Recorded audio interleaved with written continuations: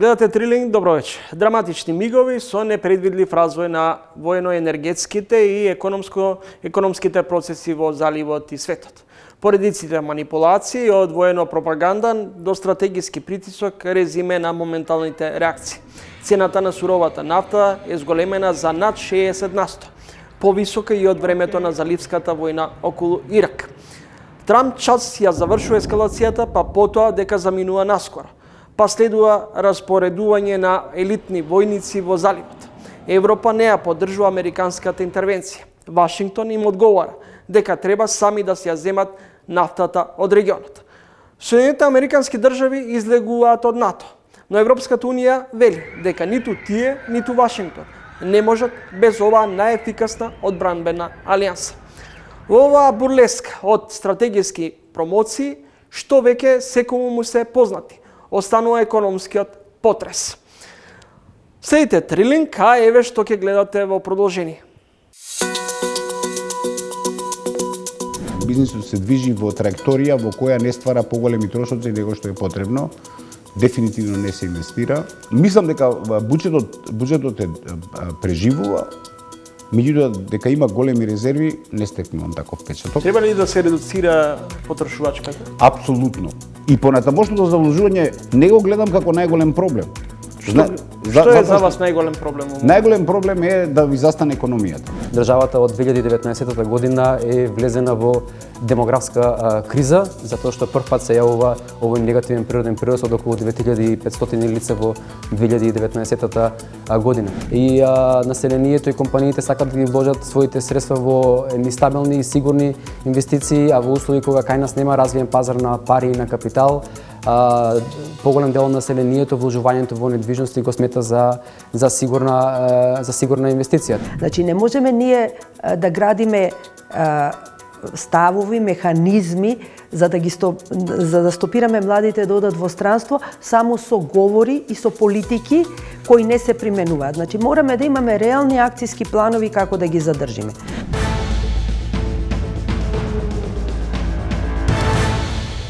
Мисијата на ММФ, како и гувернерот Славевски, проценува дека буџетскиот дефицит ќе се зголемува, а ќе расте веројатно и инфлацијата, која може да достигне и со двоцифрена бројка. Ценовниот притисок го топи економскиот раст. Како во вакви околности? Гостин во ова издание на Трилинг, извршниот директор на Стопанската комора на Македонија, Антони Пешев. Господин Пешев, енергетски шок, безбедносни предизвици, финансиски неизвестности, како се испреплетуваат и зашто Македонија не е подготвена?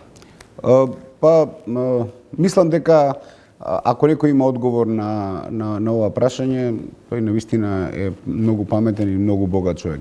Светот не поминал низ ваков тип на криза, која е комбинација од сите оние кризи кои во изминативе десетина години светот ги помина.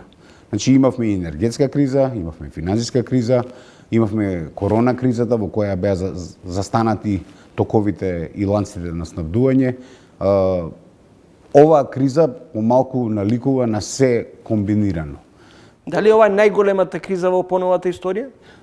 Сега ако гледаме по цената на нафтата во светот, психолошката бариера од $115 за суровата нафта е пробиена. Тоа значи дека ако оцениме по цената на нафтата, укажува тоа дека можеме да имаме сериозна енергетска криза, дури поголема од онаја која имавме пред 3-4 години кога беше. Дали насетувате и вие како бизнисмен и како извршен директор на Стопанската комора на Македонија, насетувате дека ни следува инфлаторен шок?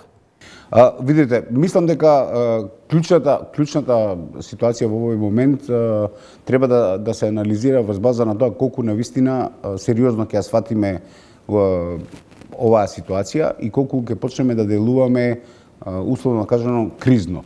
Знам дека на најголем дел од луѓето, освен она што го гледаат на телевизија, им се чини дека војната е далеку и дека тоа нема да заплесне Македонија, ние сме многу далеку, во некој домет на најдалекуметните ракети од Иран. Како стратешки партнери на НАТО легнавме на чувството дека имаме безбедносен штит, Меѓутоа, сето она што се случува е надвор од сите можни сценарија што претходно биле анализирани. Дека денеска, уствари утре, генералниот секретар на НАТО ќе разговара со председателот Трамп во врска со понатамошното делување на Америка во рамките на НАТО, укажува на тоа дека ова е сценарио кое досега навистина сме го немале. Значи и безбедносно и секако Македонија ќе има сериозни предизвици и се очекува во овој период да имаме период на носење на многу мудри одлуки, значи и да се подготвуваме за сите можни сценарија. Сметате дека недоволно сериозно ги проценуваме можните економско-финансиски па и безбедносни импликации од оваа криза?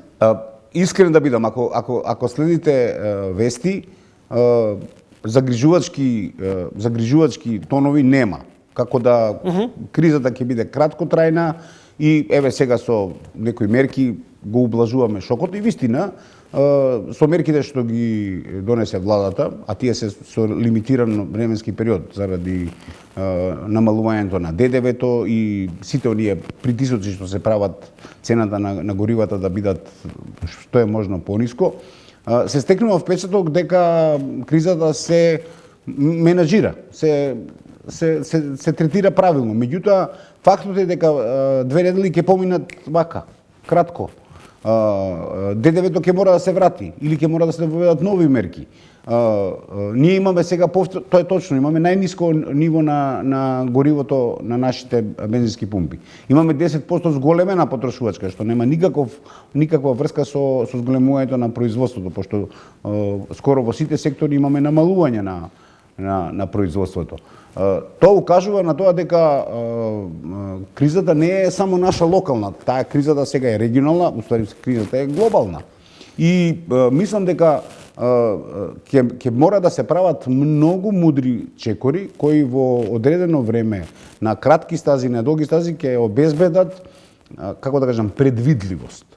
Значи, никој не се занесува дека ние како Македонија со своите ресурси и со своите капацитети ќе ја надмудриме кризата, него ние треба да бидеме како во оној виц кога двајца пријатели во пустина биле нападнати од лав и едниот седнал да ги заврзува патиките и тој другиот му вика: "Што ти е тебе, ајде да бегаме?" Како се ти мислиш дека ќе побегнеш од лавот? Не, вика, не мислам дека ќе бидам побрз од тебе. Тоа е уствари пораката. Ние треба да бидеме помудри од земјите што не обкружуваат и од многу земји во светот кои на ова гледаат или не гледаат со доволно внимание. Господин Пеша, владата прогласи кризна состојба од 1 месец, зошто не и вонредна состојба и што ќе вклучи рационално трошење на буџетот, битка против криминалното осипување на државната каса, цврста контрола врз ценовниот и инфлацијскиот притисок? Прво, мислам дека ова е мерка која беше нужна брзо да се делува, ако кризата траеше или трае кратко. Нема потреба да правите толку драматични потези, заради тоа што моменталната состојба навистина не е таква. Меѓутоа, секако до тоа ќе дојде, ако кризата продолжи. Ние имаме сега мешани пораки од председателот Трамп, дека војната е завршена, дека целите на Америка се завршени, дека Америка се повлекува од воената интервенција, за да видиме после тоа нова ескалација на проблемите. Сега имаме ситуација во која јеменските бунтовници се активираат, блокада на уште еден теснец преку кој поминува светската трговија со нафта. Така да, јас мислам дека светот ова во ваква варијанта го нема доживеано уште од онаа голема криза кубанска кога тргна нуклеарните боеви глави руски према Куба. Како реагираат предприемачите, бизнис заедницата во вакви војни околности? Како и секогаш. Бизнисот е, како да ви кажам, повнимателен него тоа што се мисли. Што значи тоа, дека сега се е ставено на стендбај? Сега се е ставено во фаза на анализа и мирување. Значи, како да кажам, бизнисот се движи во траекторија во која не ствара поголеми трошоци него што е потребно. Дефинитивно не се инвестира. дефинитивно секоја компанија си ги пресметува роковите во кои може да го издржи овој тип на притисок, имајќи предвид дека инфлацијата не се одразува само на финалната потрошувачка кај граѓаните, него инфлацијата се одразува на сите елементи, вклучително и репроматеријалите кои се основа за производството на поедини сегменти на економијата. Може ли да ни се случи да се преслика онаа слика, онаа состојба во времето на ковид пандемијата, кога фирмите одлучија да направат и своевидно затворање на погоните на одреден период, работените да ги пуштат од дома да работат, се со цел заштеда? Знаете што, кај нас во овој момент такви индици нема, зборам за македонските компании, ама затоа видовме дека странските инвеститори кои оценија, тоа го направија. Ние изминатата година, имајќи во предвид сето она што се случуваше, првенствено со украинската криза, а полека со економското паѓање на Европа, кој е нашиот стратешки најголем партнер, дека компаниите почнаа да си ги пресметуваат причините зашто се наоѓаат во Македонија и колку треба да останат тука. Ние имаме објективно пат на бројот на вработени во индустриските зони. Може би тоа директно не се одразува на профитабилноста на зоните, меѓутоа индиректно намалувањето на бројот на вработени, затварањето на една-две странски инвестиции, ако застане на ова ниво во ретие, меѓутоа ако продолжи тој тренд, ќе имаме намалување на бројот на вработени во индустријските зони и покрај тоа што во овој момент некако, како да кажам, многу популарно е да се напаѓаат индустријските зони заради нивната привилегирана позиција, сепак делот на контрибуцијата нивна во платите на вработените ќе се одрази. Намалувањето во фондовите здравствениот и пензискиот ќе се намалат и јасно е дека од некаде минус 10% во буџетот на државата за минатата година на приходната страна доаѓа од некаде. Значи намалена потрошувачка, намалена контрибуција и тоа го слушнавме од министерката за финансии дека има потврдување во делот на контрибуциите према фондовите. Тоа е загрижувачки. Следите трин гостин во емисијата Антони Пешев, извршен директор на Стопанската комора на Македонија. Големи отплати на стари долгови, говорам од аспект на кредитите кои ги имаме во минатото земено. Сега државата повторно се задолжува со нови кредити, се најуваат големи капитални инвестиции. Дали во вакви околности и натаму ќе имаме пораст на буџетскиот дефицит или ќе се вратиме на онај едва премостен 4,7% годишен дефицит и пораст на надворешниот долг? Ситуацијата е толку критична, сега не сакам да делувам како да кажам панично, песимистички. Кризата е толку голема што буџетскиот дефицит, намалувањето на индустријското производство и сето она паѓа во вода, ако се земе во обзир време траењето во кое можеме да го издржиме кризата во форма да не го наруши генерално економскиот како да кажем простор во државата. Сега во моментот ситуацијата е таква да со обзир на тоа дека претходната власт, значи говорам за оние кои сега се во опозиција, за време на корона кризата се задолжи многу. Нестандардно и несоодветно плати на сите, вклучително на највеќе на администрацијата, плати за неработење. Не направи дури ни заштитни механизми со кои индиректно ќе ги помогне компаниите од државата, што го направија, например, Кореја. Она даде средства на семејствата, меѓутоа ги обврза да купуваат кореански производи, заради тоа што не можеше директно да интервенира во економијата. Во државата наша, за најзагрозените, навистина имаше средства кои беа дадени да им се помогне на компаниите кои влегува во дубиоза. Меѓутоа, знаете што, ова се работи сепак за нешто многу покомплицирано. Заради тоа што ако во минатото ние сме биле тие што се слаби економски, сега веќе ситуацијата не е таква. Сега се сите во проблем. Ако гледате што се случува во овој момент во Европа, ќе видите дека големи економии, како што е германската, например, која е наш најголем економски партнер, е на колена. Сите оние што работат со Германија ќе ви кажат дека нарачките се намалени или бар времено стопирани, или се на ниво на тоа што не било типично за изминатиот период. Ако тргнеме по таа логика, кој да кажеме, високата мода, текстилниот сектор, секторите кои не нужно се битни за опстанокот на државата, први ќе бидат на удар. Дали во вакви околности може би треба да се размислува во насока на замрзнување на овие мегаломански најавени проекти? Анализите што ги правевме укажуваат на тоа дека треба да се има комбиниран пристап. Значи, високо ниво на приоритети во тоа кои проекти треба да одат хитно, а кои проекти кои се во директна корелација, а кои проекти треба да бидат малце позастанати, заради што тоа треба во моментот да биде приоритет на државата, на владата? Видите, ви кажам, искрен да бидам, во овој момент мене ми недостасува како човек чувството дека државата делува помалце како кризен штаб. Ако не, треба да го формира. Некој треба дневно да се занимава со таа проблематика, а не од состанок на владата на состанок на владата. Нема опозиција.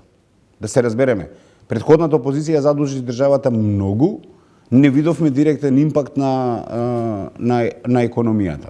Оваа влада се соочува со исто така големи предизвици. Опозиција скоро и да нема, опозицијата не нуди алтернативни паметни решенија. Значи сега во овој момент не ни останува ништо друго. На избори не можеме да одиме, заради тоа што тоа би било додатно губење на време и губење на темпо. Значи, на овој момент ни преостанува да се надеваме дека оваа влада ќе ги послуша мудрите глави. Зашто викам мудрите глави? Или оние што имаат веќе некакви искуства. Државата наша поминала, ако се гледаат последните 30 на години, ни сите овие премрежија. Додуше, не секогаш на купче собрани, како што вие ги кажавте сега, меѓутоа сме имали ситуација и на директен воен конфликт, и на потрошувачка за воена индустрија, и за енергетска криза, и за справување со кризата која дојде со короната. Во принцип, имаме искуства од тој сегмент. Се слушали гласот на бизнес заедницата? Она што можем да ви го кажеме дека да, представници на владата разговараат со нас. Што на вистина се случува во позадина, не знам. Би сакал да сигнализирам дека една од клучните работи на страна од тоа што треба да се оценат приоритетите кои има директен импакт на економскиот тековен живот на државата е секако добрата ликвидност или функционалноста на буџетот. Смятате ли дека буџетот е ликвиден? Мислам дека буџетот преживува, меѓутоа дека има големи резерви, не стекнувам таков впечаток. Треба ли да се редуцира потрошувачката? Апсолутно. Клучниот елемент на такото. Значи овдека скоро да е невозможно да ги намалите. Прво, по мене се претера со нивоата на плати. Знам дека ова звучи непопуларно, меѓутоа наглото зголемување на платите за да се подобри животот на граѓаните идеше многу брзо и драматично во некои сегменти и платниот фонд кој е ослонет на буџетот го качи на многу високо ниво. И сега на страна од тоа што оваа година 2 милиарди стигаат за наплата, во следните 3 или 4 години до 8 милиарди стигаат за наплата од кредитите со кои сме задолжени, ценам дека и понатамошното задолжување не го гледам како најголем проблем. Што е за вас најголем проблем? Најголем проблем е да ви застане економијата.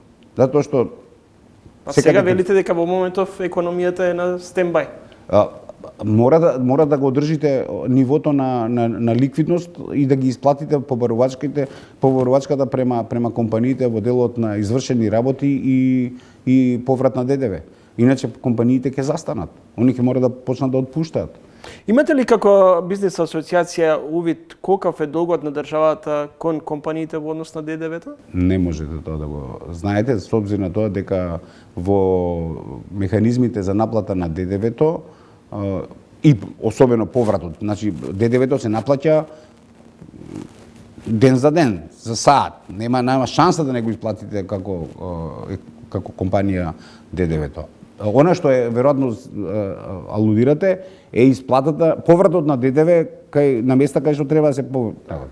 Во тој сегмент има периоди на исплати, неисплати, некако предвидливост нема, тоа се законски дозволени механизми во кои владата ако оцени дека има некаде сомнителен поврат на ДДВ има право да го стопира. Некои од компаниите што имаат подобра ликвидност велат, па добро нека ги држат парите, ќе наплатиме камати за неисплатата на ДДВ-то. Меѓутоа кај некои компании тоа е критично, затоа што неисплатата на ДДВ значи нивна неликвидност што ги упатува да се задолжат во комерцијалните банки за да го обезбедат тековниот ликвидносна позиција на компанијата, за исплата на плати, за исплата на Господин Пешев, цените се качуваат по спиралата на инфлацијата, картелски сојузи, лов во матно кај македонските трговци и увозници. Како гледате на ова денес? Видете да ви кажам, тоа е се додека имате пари во оптек во државата. Како што споменавме, зголемувањето на платите и генерално куповната моќ на граѓаните не нужно значи дека цените ќе останат ниско и трговците ќе го направат тоа што им е. Пошто цените генерално во светот заради постојнава криза растат, ние како се каже имаме покачување на цените. Ако имате кој да го купува тоа, цените ќе си бидат такви какви што се. Она што може ги спушти цените е да ви остане робата во продавниците и да не можете да продадете, затоа што народот едноставно не купува по таа цена. Меѓутоа, она што е загрижувачки е што сите овие години не направивме напор да ги искористиме механизмите кои реално стојат на располагање на државата. А тоа е пулот на државни резерви, кој реално земено е многу ефикасен и голем финансиски инструмент со кој може да се делува на цените на пазарот. Очекувам брзо и Народната банка да излезе со некакви мерки, со обзир на тоа дека ако тргне инфлацијата во погрешен правец, ќе имаат они механизми како тоа да го обуздаат, да го стигнат на пониско ниво. Меѓутоа, ништо тоа не ни помага ако се појави голем недостаток на производи. Значи, не се јавуваат покачувањето на цените само од тоа што некој сака да заработи на таа работа. Се појавува и заради тоа што постои општ недостиг на одредени производи. Она што е за нас поразително е дека изминативе години не направивме механизам во кој некои работи кои беа наша гордост. Македонија ја хранеше на Југославија со години со земјоделски производи, особено раноградинарски производи. Денеска сме се довеле до ситуација да значаен дел од тоа производство се увезува. И ако ме прашате од каде се увезува, интересно дека се увезува од Албанија малку и од земјите околу, ама тоа многу малку, а многу повеќе со бродови донесените производи од Египет. И таму работи голема машинерија која го снабдува целиот Балкан. Она што е најинтересно дека тој тип на како да кажам нестандарден увоз кој досега сме го немале, дека со бродови ќе биде донесено производството во Солун и од Солун ќе биде дистрибуирано низ целиот Балкан, не постоело. Никогаш сме немале ова токаво високо ниво на цени, дури на пиперката, на патлиџанот, на нешто како што имаме сега. Затоа што кога би имале домашно производство, денеска би приходувало. Би приходувале тие производители. Ние дозволивме да ги навикнеме производителите дека е подобро да се тргува отколку да се произведува. Ете, тука се оние стратешки одлуки кои сега во овој момент мислам дека е последен момент во кој треба да се донесе. Да се изревидира системот на субвенции, да се изревидира во правец на тоа да се стимулира производството, а не да се субвенционира само за да се субвенционира, затоа што огромен е износот на средства кои се користат во субвенции, а за кои баш директно не видовме импакт на зголемувањето на производството и во некои традиционални култури кои беа карактеристични за Македонија. Благодарам за разговорот. Благодарам и за вас.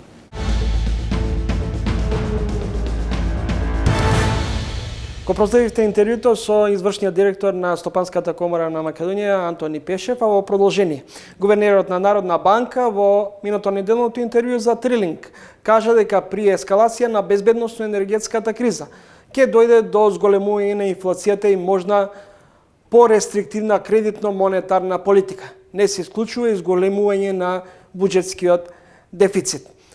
Сега, како што спомнавме, стапката на инфлација е многу пониска и многу сме на некој начин во подобра позиција од аспект на задржување на ценовната стабилност или да кажам да поминеме со што помали последици, како што кажав, под услов конфликтот побрзо заврши. Сметате ли дека нема да дојде до раст на инфлацијата? Не, најверојатно ќе има, не можам да кажам дека ќе нема. За колку? Да кажам дека ги правиме проценките. Ево на пример, Европска централна банка смета дека за 0,3% поени секој зголемување на цената на нафтата од 10% може да влие на стапката на инфлација, но ние последниот податок за февруари, како што реков, беше 2,9%. Ќе видиме доколку не дојде до многу поголема ескалација, која што никој не ја посакува, сигурно ќе имаме барем за 1% поен од она што, да речем, би било претходно. Како ќе се превенира за да не дојдеме до инфлаторни шокови? Со мерки на владата, кои што се предпазливи и по потреба мерки на монетарната политика кон известно затегање на монетарната политика во моментот кога ќе се оцени дека тоа, да речам, ќе биде неопходно. Сега за сега треба да бидеме спокојни? Не, видите, имаме институции кои што се внимателни, граѓаните треба да бидат спокојни во смисла дека состојбата е под контрола, не можеме да се заштитиме од една неповолна вест како што е ценовен шок, односно целосно да се заштитиме, затоа што ќе платиме известна цена, која што веќе ја плаќаме. Плаќаме повисоки цени на горивото, државата со набавките на нафтени деривати плаќа исто така повисока цена, повеќе девизни резерви се одлеват, но работата е на Народна банка. Владата си има своји инструменти, своји цели и така натаму задачи. Прво, да не дозволи инфлацијата да излезе од контрола и секако со мерките кои што ќе бидат неминовно рестриктивни да не наштети на економскиот раст. Проследите дел од интервјуто, минато неделното интервју со гувернерот Славевски, инаку во четвртокот е објавено дека Социјалдемократскиот сојуз на Македонија поднесува кривична пријава против гувернерот Трајко Славевски за несовесно работење во службата. На товар на гувернерот му се става и пробивањето на рокот за предлог на вице-гувернери.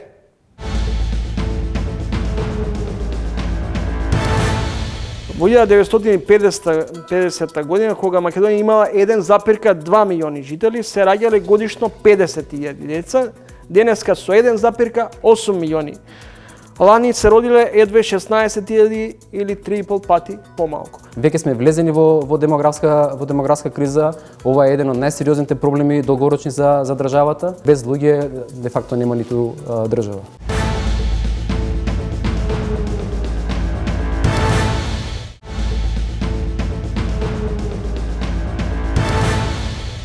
Има еден стих од поетот Гане Тодоровски. Колку сме, толку сме, токму сме.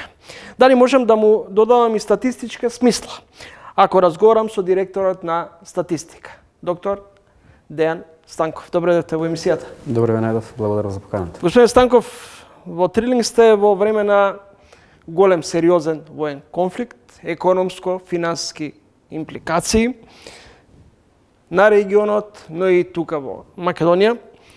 Пописот регистрира околу 2.100.000 од резидентното 1,836.000 ново е последниот податок.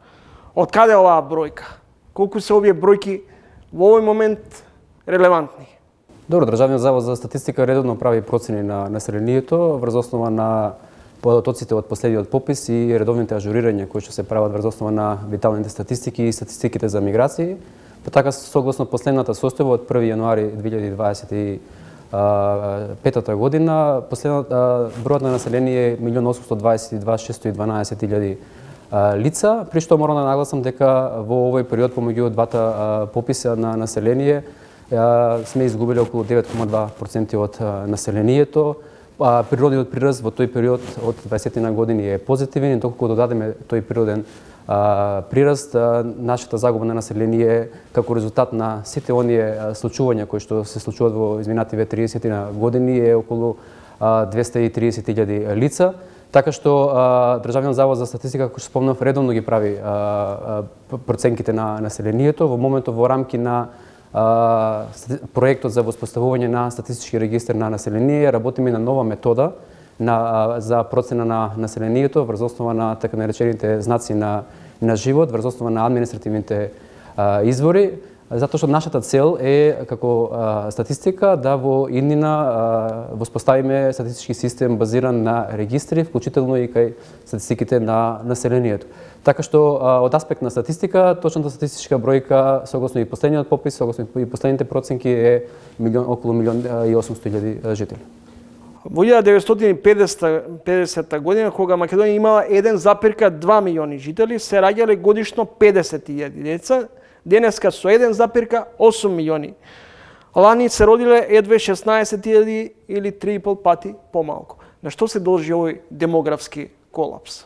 Точно така. И со бројот на население согласно последните податоци од 1.800.000 жители, ние се враќаме де факто во 70-те години на минатиот век, кога Македонија имало сличен број на население.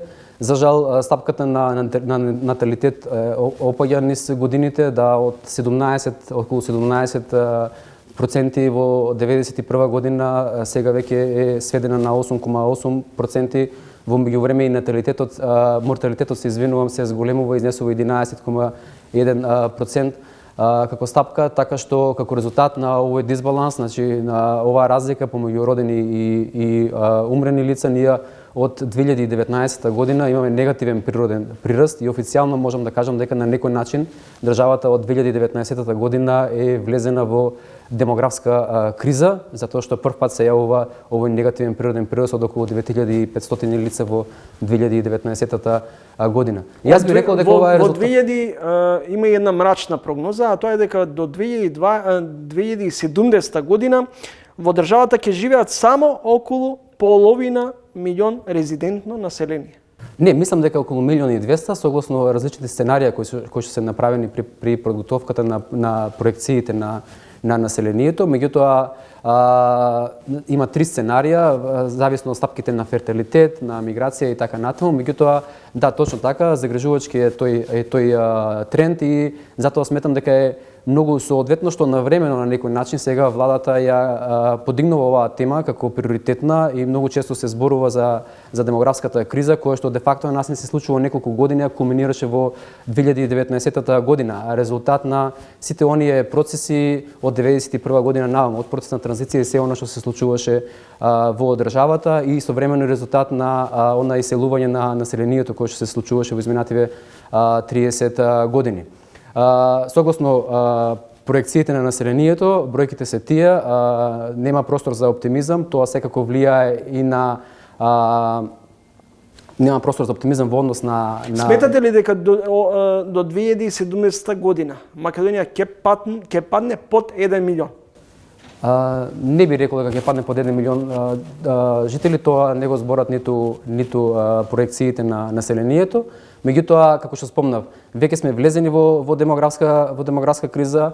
Ова е еден од најсериозните проблеми долгорочни за државата. Секако има повеќе кратни влијанија. Едно од влијанијата е во областа на економијата.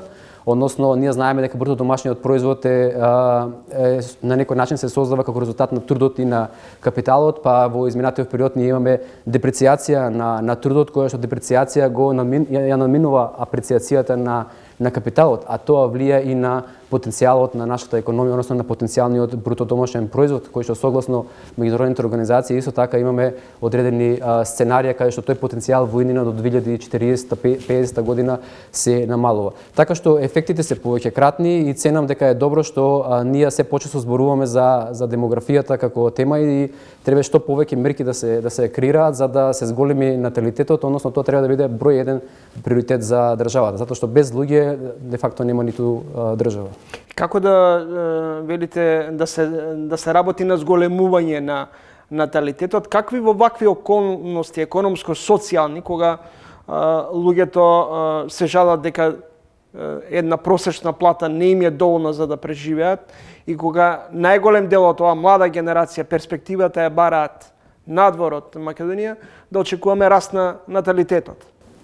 Точно така, тоа го покажуваат и податоците. Стапката на активност кај младото население од 15 до 29 години е пониска од вкупната стапка на активност. Истовремено докога анализираме вкупната стапка на активност на населението во рамки на пазарот на труд е пониска од пред десетина години, така што кои мерки треба да се креираат, мислам дека е прашање за креаторите на политиките и за истражувачката заедница. Ние како Државен завод за статистика сме овде да обезбедиме релевантни и кредибилни статистички податоци врз основа на што ќе може да се креираат соодветни мерки и политики. И тоа статистичките податоци докога ги анализираме, индикаторите даваат основа каде треба да се насочиме како држава. Каде треба да се насочиме? Секако дека потребно да се креираат таргетирани мерки во рамки на фискалните можности. Па и доколку анализираме стапката на сиромаштија кај повеќе детните семејства, ќе забележиме дека таа е исклучително висока. Исто така стапката на сиромаштија кај самохраните родители е исклучително висока, така што овие два индикатора исто така можеме да ги земеме во предвид при креирањето на ините мерки и политики. Секако она што се направија последните мерки во однос на инвитро оплодувањата и така натаму се позитивни и треба да се продолжи во таа насока, да ние го големуваме наталитетот и современо да работиме со нашите кои што се веќе во странство и можностите да се вратат, да се подобри состојбата во општеството, што чинам дека се прави, да се уреди системот со цел да што повеќе луѓе се вратат во државата и добро што тоа е приоритет на оваа влада. Доктор Дејан Станков, директор на Државниот завод за статистика, своевремено во еден период работил и во Народната банка на Македонија. Господин Станков, демографската слика е мрачна. Дали ние ќе бидеме трамболина за емигранти кон запад? Па добро, тоа е процес кој што се случува во изминативе 30 години, би рекол и подолго од 30 години, затоа што ние сме и традиционално на некој начин печалбарска нација, тоа го покажуваат и бројките. Не случајно спомнав бројот на население кој што сме го изгубили помеѓу двата пописа од 2002 до 2021 година, како што спомнав, тоа се 230.000 лица кои што ја напуштиле државата, така што евидентно е дека постојат повеќе можности сега за младите луѓе на пазарот на труд, на меѓународниот пазар на труд, постојат повеќе можности да работат како фриленсери, границите се отворени. Европа, да не забораваме, се соочува со старење на населението, со ниска стапка на фертилитет, дури пониска и од нашата држава како просек, така што сето ова има реперкусии и кај нас. Колку е реална пресметката за бруто општественото производство пер капита во овој момент? Бруто општествениот производ пер капита се пресметува како сооднос помеѓу номиналниот бруто домашен производ и населението во државата и сега во 2025 година согласно последните податоци очекуваме да достигне околу 9.000 евра, што е навистина значителен раст. Минатата година беше околу 8.500 евра, така што Државниот завод за статистика редовно го произведува бруто домашниот производ врз основа на три методи, така наречен производствен метод, односно како средствата се употребуваат во процесот на производство, трошочен метод, односно расходен метод, како овие средства се трошат, и секако доходовниот метод, односно како овие средства се дистрибуираат помеѓу трудот, капиталот и државата.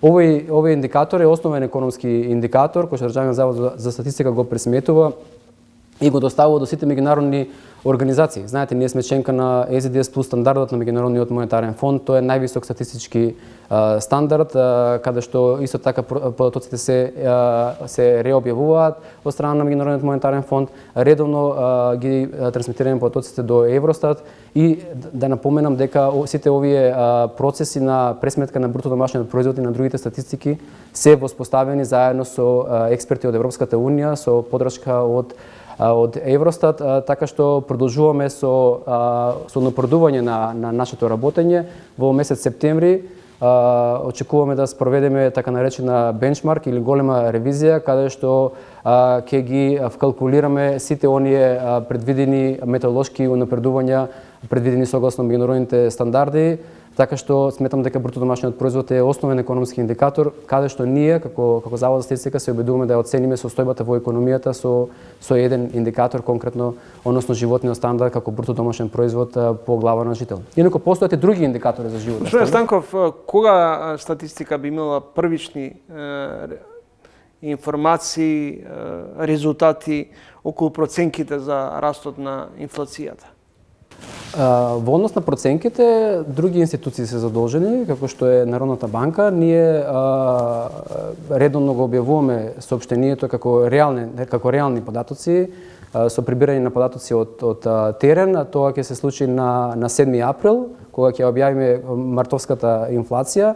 Ние работиме согласно календар за објавување на податоците и навремено ги известуваме нашите корисници за датумот на објавување на податоците. Инаку инфлацијата во државата се следи преку индексот на трошоци на живот, каде што Државниот завод за статистика на редовна основа следи околу 17.000 цени на месечно ниво, каде што сниматели одат на терен и ги снимаат цените, користиме други методи, како што е интернет. Моментално работиме и на можностите за користење на податоците преку веб скрапинг, се согласно последните законски измени и обврската на маркетите да ги објавуваат јавно нивните цени во 10 часот, меѓутоа мораме да го испитаме претходно квалитетот на податоците.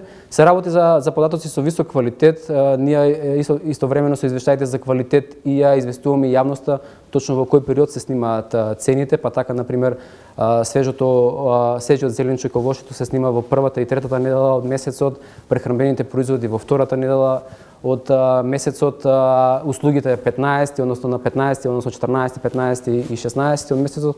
И овде да напоменам дека покрај индексот на трошоци на живот, Државниот завод за статистика го пресметува и го доставува до Евростат и хармонизираниот индекс на трошоци на живот, кој што се објавува од страна на Евростат, кој што хармонизиран индекс во рамки на монетарната политика е таргет на Европската централна банка и овде имаме една целосна споредливост на податоците на европско ниво. Ако направите компарација со последните резултати од минатиот месец и овие денеска, сметате ли дека се движиме кон ценовен шок? Па мислам дека ова е премногу строга квалификација. Потребно е да ги почекаме податоците, затоа што ние сега ги обработуваме и навистина во моментов не би можел да дадам конкретни информации колку би изнесувала инфлацијата која што ќе објавиме на 7 април, а која што несува за месец март. Да ги сочекаме информациите. Евидентно е дека се соочуваме не само како држава, туку Европа и целиот свет се соочува со инфлаторни притисоци како резултат на конфликтот на Блискиот исток, нарушените синџери на снабдување и повисоката цена на нафтата на светските берзи. Пазарите се збунети, нервозни, реагираат на дневна основа, цената на светските берзи се менува на дневна основа зависно од информациите кои што се достапни на пазарите. Така што ценам дека е добро што ние оваа криза, која што е евидентно дека влегуваме во криза, ја дочекуваме со една пониска стапка на инфлација февруарска од 2,9%. И истовремено, навремено ги смиривме на некој начин инфлаторните очекувања со тоа што ја намаливме ДДВ-то од 18 на 10%.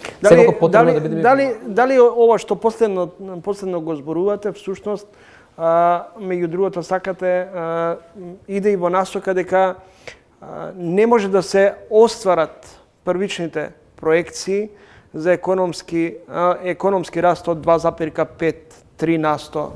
Не, проекциите мислам дека зависно на која институција беа повисоки, над 3,8%. Каков економски раст вие проценувате дека можем во вакви околности? Јас пак би се навртал дека и за проекцијата на економскиот раст имаме други институции задолжени, како што е Народната банка, Министерство за финансии, истовремено и меѓународните организации прават проекции на економскиот раст, како што е Меѓународниот монетарен фонд, Светска банка. Евидентно е дека при првичните проекции сите институции не го земале во предвид конфликтот на Блискиот Исток, па така и при проекциите на инфлацијата и при проекциите на бруто домашниот производ сега е потребно да се вметнат и овие неизвестности на глобалните пазари како резултат на овој конфликт. Меѓутоа јас сметам дека последните индикатори и солидната стапка на раст од 3,5% во минатата година е добра основа и за оваа година, затоа што ние веќе имаме испланирано проекти во тек, изградба на автопатишта, голем број на инфраструктурни проекти, кои што на некој начин имаат мултипликативен фактор и влијаат позитивно во растот на бруто домашниот производ. Македонија важи за релативно сиромашна држава. Од каде таков вишок на изградба на згради и продажба на станови? Видете, јас овде можам да кажам дека согласно последните податоци од пописот на население, евидентно дека во Скопје има доста празни станови, меѓутоа кои се причините е потребно длабока анализа за оваа состојба на пазарот на недвижности, меѓутоа постојат повеќе причини. Фактот дека сме во една глобална неизвестност и населението и компаниите сакат да ги вложат своите средства во нестабилни и сигурни инвестиции, а во услови кога кај нас нема развиен пазар на пари и на капитал, поголем дел од населението вложувањето во недвижности го смета за сигурна инвестиција. Така што сметам дека овој дисбаланс кој што е создаден во рамки на нашата развиеност како пазар на пари и капитал и пазарот на недвижности придонесува да имаме раст на овој сектор на недвижности. Како држава ќе се развиваме, ќе ги развиваме нашите пазари на пари и на капитал, така ценам дека и овде притисоците врз пазарот на недвижности ќе се намалуваат. Во градба над 3000 станови во вредност од најмалку 600 милиони евра. Дали државата е една голема банка за легализација на валканиот капитал? Па јас не би можел да дадам одговор на тоа прашање како статистичар. Мислам дека ова прашање е за други инстанции, меѓутоа она што можам да го потврдам е дека анализирајќи ги податоците, градежниот сектор конкретно и во 2025 година и во претходните години дава позитивен придонес во растот на бруто домашниот производ и согласно последните податоци за јануари ние овде имаме раст кај индексот за градежништво од 13%, така што во рамки на градежништвото имаме континуиран раст од повеќе месеци, повеќе квартали, така што од аспект на моменталната економска состојба градежништвото дава позитивен импулс. Благодарам за разговорот. Благодарам на вас. Доктор Дејан Станков, директор на Државниот завод за статистика. Кратка пауза и продолжуваме со следниот соговорник за ово издание на Тренинг.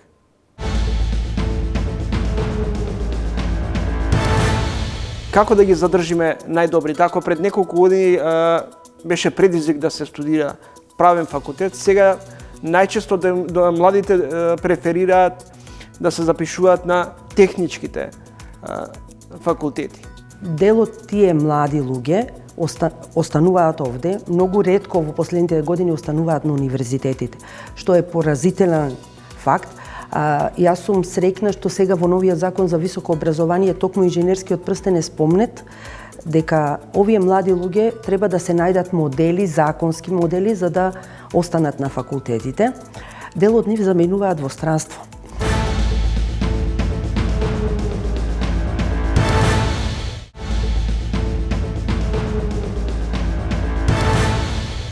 Универзитетски професор и екс-проректор на УКИ.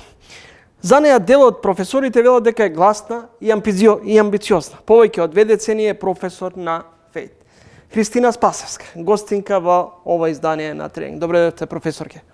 Благодарам за поканата. Добро ве најдов. Најпрво честитки за признанието инженерски прстен. Вас ве наследи амбасадорот Лепавцов. Долги години бевте и проректор, се уште сте и професор, долги години бевте во инженерската асоциација. На почеток 2 дилеми, бидејќи се уште сте активна. Имате ли увид, знаете ли каде заминуваат добрите, профилирани кадри од ФЕИТ? Остануваат во земјата или перспективата ја бараат надвор? Според статистичките податоци реално, но и она што го знаеме од нашите алумни, дел од нашите дипломирани инженери одат во европските високоразвиени земји. Она што е проблем е дека тие таму многу тешко наоѓаат и работа. Ако ние мислиме дека тие веднаш наоѓаат работа, особено кога излегуваат од факултетот. Повеќето добри студенти од нашиот факултет мора да се запишат на магистерски или на докторски студии, да поминат еден период во странство, за да можат сите тие визни предизвици, препораки да ги стигнат, за да можат да останат во земјите во странство. Најчесто одат Германија, Холандија, Швајцарија, па дури и скандинавските земји. Што е она пресудно што најчесто, веднаш по дипломирањето, по завршувањето на студиите, се одлучуваат да заминат?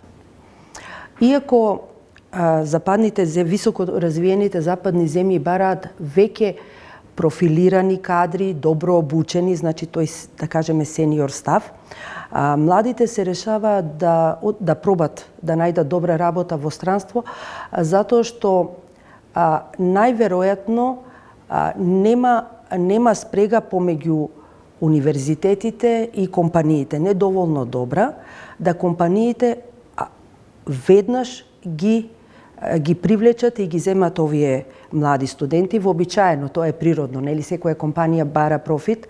Природно е тие да бараат веќе добро обучени, практично обучени кадри со вештини и со знаење. А од друга страна, универзитетите со своето формално образование немаат доволно практична работа, која би ги профилирала тие кадри уште на универзитетот. И она што е исто многу битно, значи тука не се во прашање само компаниите. Ние немаме како држава механизми да младите инженери кои ќе излезат од нашите универзитетски клупи веднаш започнат своји бизниси и своји компании. За да се работи стартап компании, спин-оф компании, нели, ајде да ги користиме англиските зборови, тука секогаш во овие модели за поддршка мора да биде вклучена и државата и проектните активности кои би ги нудела државата за веднаш по завршувањето на студиите тие почнат свој бизнис. Професор, ќе забележав одредени депримирачки информации. Се намалува бројот на студенти на градежните факултети. Македонија во моментот гради 3 автопати со околу 3 милиарди евра инвестиции во наredните 5 до 6 години. Зарем тоа не е предизвик за фирмите и студентите? Дали тоа не е депримирачки во планирањето на кадрите или ова што вие велите дека сепак, например, фирмите преферираат готов производ, веќе профилирани личности? Јас предавам во прва година и во четврта на ФЕИТ. Младите се многу прагматични луѓе. Тие веднаш, особено овие нови генерации, тие сакаат веднаш по завршувањето да имаат добра работа и секако да имаат голема плата. Јас не сум сигурна колку во градежниот сектор во овој момент може еден млад градежен инженер да има примања. Да не заборавиме дека ова е периодот од животот на еден млад човек кога тој треба економски да се осамостои од дома и секако да планира да формира семејство. Се уште мислам дека градежните компании не се подготвени да дадат реални примања на млади инженери без искуство. И мислам дека тој тренд ќе потрае уште малку се додека не се надмине таа ситуација. Како вие гледате на предлог законот за високо образование? На последната верзија на Законот за високо е сега образование Да. објавено, мислам, Во владина процедура. Ама мислам дека не е неставено понеделникот или вторник, не се сеќавам. Таа верзија што министерката рече дека ќе биде прилагодена на барањата од универзитетите и јавната расправа. Многу често ги менуваме законите за високо образование и не тоа сега, туку ги менуваме долги години наназад. Значи тоа не е некој процес. Според мене, јас се надевам дека сите забелешки или повеќето забелешки се имплементирани, затоа што вие знаете дека имаше навистина бурна расправа околу законот. Јас мислам дека пререгулираноста на било кој закон за високо образование смета на развојот на академијата, на академската фела и воопшто на образованието и на науката. Дали не го делите впечатокот дека со секоја промена на власта се нудат некакви нови предлог, решенија, реформи во образовниот систем и постојано како да на крајот колатерална штета се на крај студентите. Така е, тоа и го кажав, можеби со други зборови, место да ги подобруваме законите што постојат, што сме ги користеле и имплементирале, па да ги најдеме детските болести во секој нов закон и да го подобриме, секоја нова власт носи нов закон кој е многу поразличен од претходниот. Така беше 2018, така е и сега. Јас пак ќе се осврнам на таа пререгулираност. Нели ние, освен критериумите за кои најмногу се зборуваше сега, нели, дека професорите ќе добијат повисоки критериуми за избор во звање, тој терет падна повеќето на помладите колеги, тоа го знаеме, но тоа не беше целта на дискусијата. Една од многу битната цел на овие дискусии поврзани со законот е да се намали регулираноста и да се остави можност универзитетите да постават своји критериуми, нели сите ние универзитети не сме исти, да постават своји критериуми, а од друга страна државата да контролира дали тие критериуми се исполнуваат.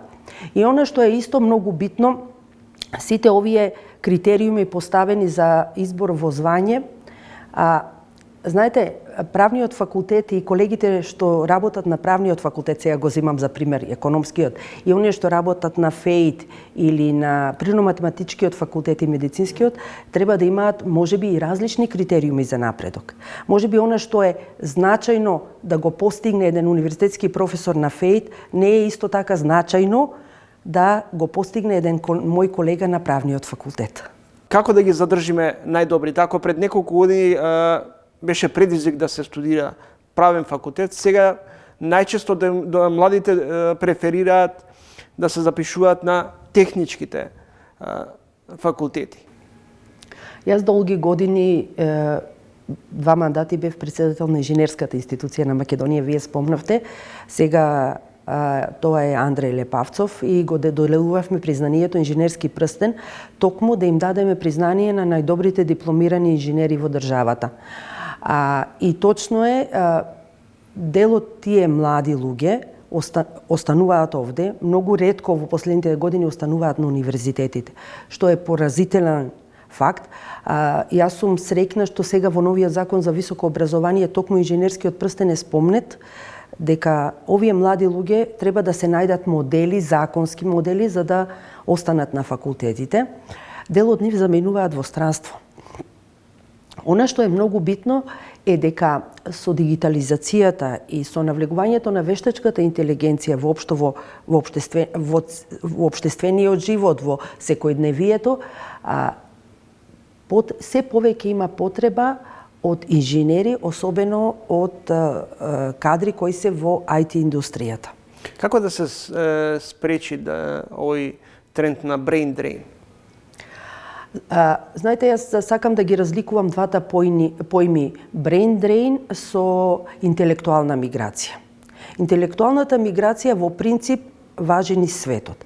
Секогаш млади, квалитетни луѓе од помалку развиени земји одат во поразвиените земји. Тоа е природен процес.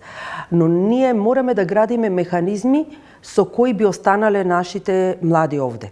Се сеќавам, пред повеќе од 10 година би во работната група за правење на стратегија за Stop Brain Drain. Гледавме стратегии во Хрватска, не гледавме во Германија, ама гледавме во Хрватска, во Словенија, во Албанија. Буџетите што беа зафатени во акциските планови за тие 3-4 годишни стратегии беа од милиони евра. Значи не можеме ние да градиме ставови, механизми за да стопираме младите да одат во странство само со говори и со политики кои не се применуваат. Значи мораме да имаме реални акциски планови како да ги задржиме. Значи прво е да им даваме стипендии на оние што се најдобри и да потоа тие реално најдат вработување. Стипендии не само државни, тука треба и компаниите, ако сакаат да имаат квалитетни кадри, мора да го одврзат кесето. Така како што беше кога јас студирав.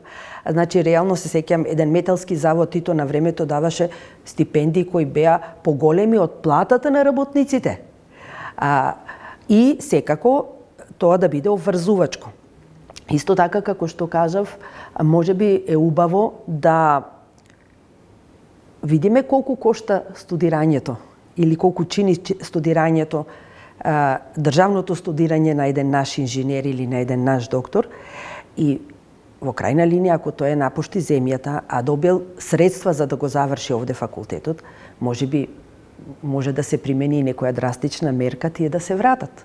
Што прават компаниите и универзитетите во вакви околности кога се почесто слушаме дека фирмите се соочуваат со недостиг на работници? Говорам за квалификуван кадар. Нема невработени искусни инженери. Верувајте ми дека младите инженери, веќе вие го спомнавте и градежниот факултет, нели, оние што завршуваат градежен факултет, градежните инженери, младите инженери се повеќе се соочуваат со проблем да најдат добра работа и добро платена работа. Тоа значи дека нивната практична работа и практично искуство треба да го симнеме од компаниите, да го симнеме на универзитетот. Значи, студиските програми што ги имаме мора да дозволат студентите паралелно и да студираат и да работат. Се уште јас како универзитетски професор можам да кажам, а како проректор што ги знае нели сите факултети, се уште мислам дека нашата настава е обременета со премногу теориско знаење.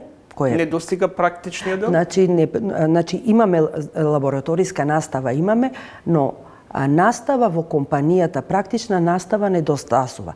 Ама тоа да не биде надвор од образовниот процес. Значи ние мораме да ги правиме студиските програми така да студентите ден во неделата, 2 дена во неделата, 1 месец во семестарот, не надвор од семестарот, тоа е плюс. Имат време да го поминат во нека компанија. Дали е точен податокот дека 230 најдобри, најталентирани студенти од техничките факултети имаат инженерски прстени? Каде завршија сите овие? Бидејќи нели го доделувавме тоа признание на во инженерската институција, јас можам да ви кажам дека тоа е 1/3, 1/3, 1/3. Скоро па и повеќе од 1/3 се во странство. 1/3 се на универзитетите и градат исклучително квалитетни академски кариери, а само 1/3 е во стопанството. Пак ќе напомнам сите оние што се останати на факултетите, значи што се примени во академската фела, сите тие се од порано. Значи на тоа мораме да работиме и како академија, но и секако државата да овозможи, знаете вие, ние сме државни универзитети и зависиме, работните места ни зависат од одобрувањата на Министерството за образование и наука и финансии. Значи, мораме да најдеме места тие млади да останат на универзитетите. Сепак од нив се очекува да градат и исклучително квалитетна научна кариера. Благодарам за издвоеното време и гостувањето. Благодарам и на вас.